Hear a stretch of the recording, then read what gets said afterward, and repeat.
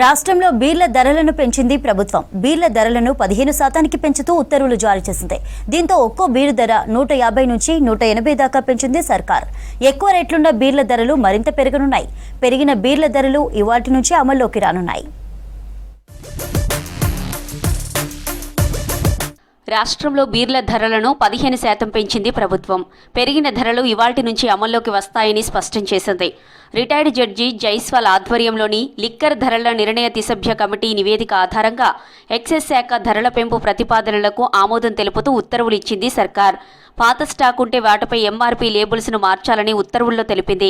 15%గా లెక్కిస్తే ఒక్క బీరు ధర 150 రూపాయల నుంచి వ్యాట్, ఎక్సైజ్ ట్యాక్స్తో కలిపి 180 దాకా పెరగనుంది. ఎక్కువ రేట్లు ఉన్న బీర్లు మరింత పెరగనున్నాయి. రానున్నది వేసవికాలం కావడంతో బీర్ల సేల్స్ మరింత పెరగనున్నాయి.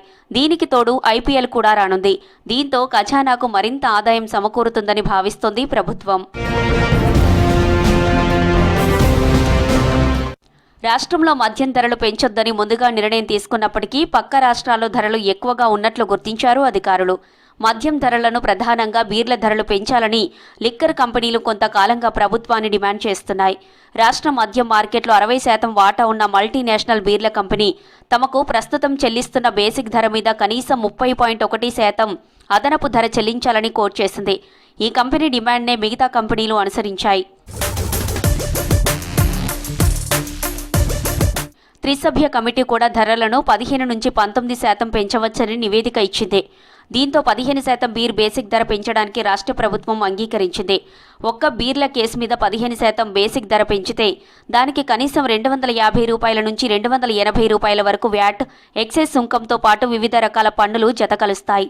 దీంతో 150 రూపాయలున్న లైట్ బీరు 180 వరకు, 160 రూపాయలున్న స్ట్రాంగ్ బీరు 200 వరకు ధర పెరగనుంది.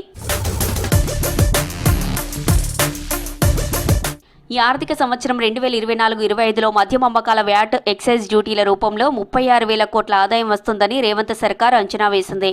ఏప్రిల్, సెప్టెంబర్ వరకు ఎక్సైజ్ శాఖకు ఎక్సైజ్ డ్యూటీ ద్వారా 9,493 కోట్లు, వ్యాట్ ద్వారా 8,040 కోట్ల ఆదాయం సమకూరుతుందని తెలిపారు అధికారులు. అంటే తొలి 6 నెలల్లో 17,533 కోట్ల రాబడి వచ్చింది. ఆ తర్వాత పండుగలు, డిసెంబర్లో కొనుగోలు ఊపందుకున్నాయి. దీంతో ఆదాయం తగ్గినా పెరిగిన ధరలతో కొంత ఆదాయాన్ని సమకూర్చుకోవచ్చని సర్కార్ భావిస్తోంది. రాష్ట్ర వ్యాప్తంగా ఉన్న మద్యం దుకాణాలు, బార్లు, క్లబ్లు, పబ్ల ద్వారా రోజుకు సరాసరి 90 కోట్లకు పైగా ఆదాయం వస్తుంది.